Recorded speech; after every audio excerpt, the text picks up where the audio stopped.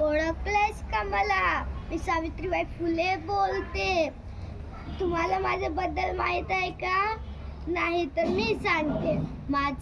मीने तुम्हाला या पहिली शाळा उघडून दिली होती.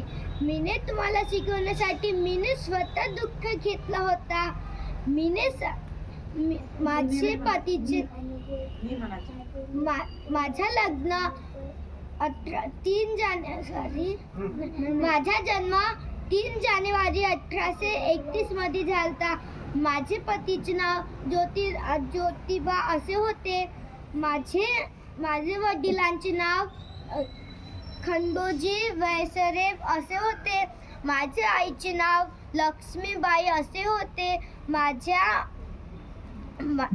लग्न 1848 मध्ये झालता. धन्यवाद. एवढे बोलून माझे 2 शब्द संपले.